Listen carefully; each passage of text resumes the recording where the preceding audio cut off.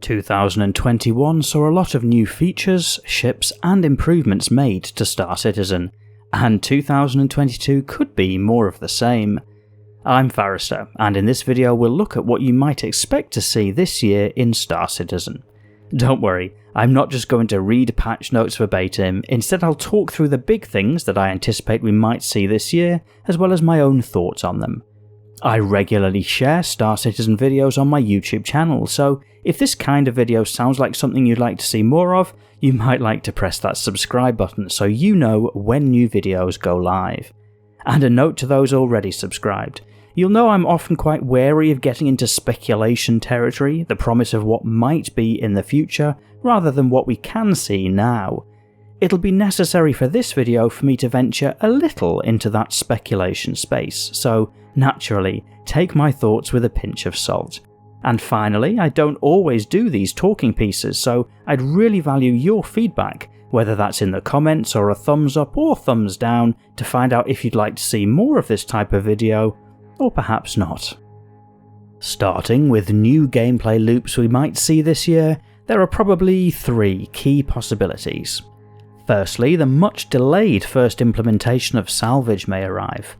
The idea is simple: find a broken or derelict ship, pick out any still workable components and melt down whatever is left into something you can sell. Personally, I think it'll be a really nice addition to the game, more so than mining, especially when applied to player ships, as it will essentially create dynamic player versus player battlegrounds.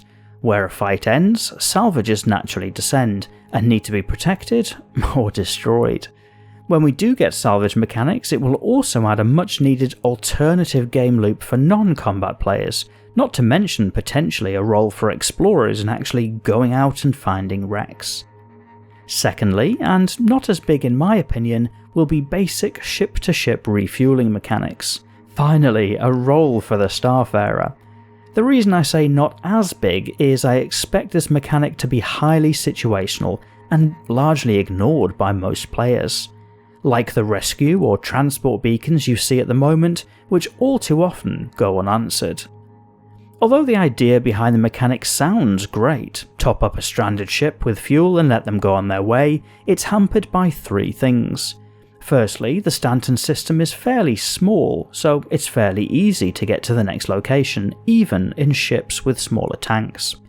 Secondly, very few people own ships capable of refueling. And third, unless there are a lot of AI missions generated, many players who own capable ships are not likely to be flying them due to insufficient demand, as it's very easy for players to simply reclaim their ship on insurance.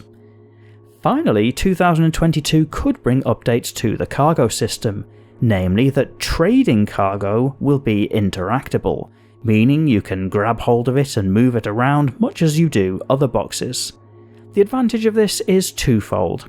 Firstly, that there are more alternatives for where you can deliver cargo to rather than simply a ship cargo grid, for example personal hangars. Secondly, it potentially opens up another interesting twist to the differences between large and small cargo ships, with the potential for more interactive cargo loading processes than simply buy all, sell all, etc. Another area where we may see updates this year is in planet tech.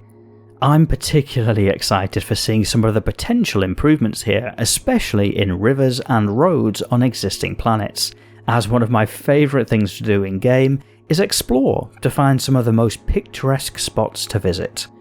The addition of more details, whilst they don't add a huge amount to actual gameplay, do widen that variety and make the game feel more and more immersive when you're on your travels. And speaking of travels, the Pyro and Nyx systems have been in development for some time now.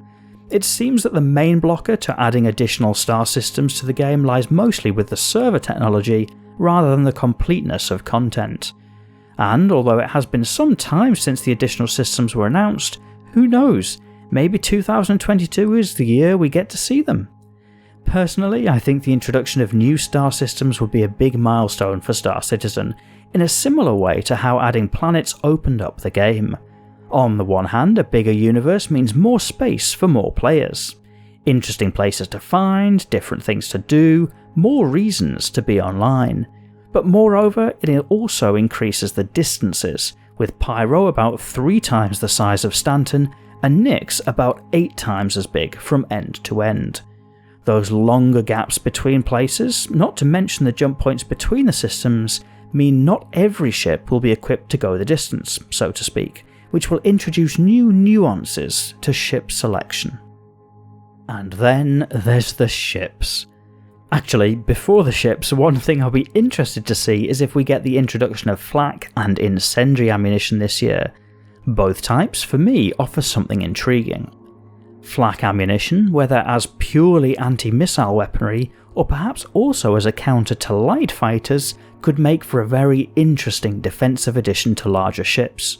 Immediately my mind goes to the remake of Battlestar Galactica, where flak was used as another screening method.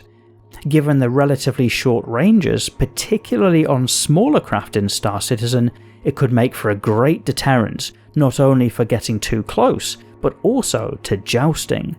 And of course, more multi-crew roles is always a plus in my book.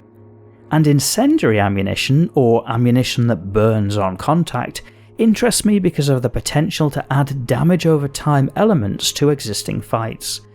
But I suppose we'll see if we get them and what impact they have. We see new ships introduced almost every year now, so I'd anticipate seeing some this year too. Some will be already announced ships making their way through the pipeline, and some may be new ships. I'm particularly interested to see the Corsair, Vulture, Scorpius and Hull series that I hope we might see this year. And maybe, if we're really lucky, then maybe Banu Merchantman?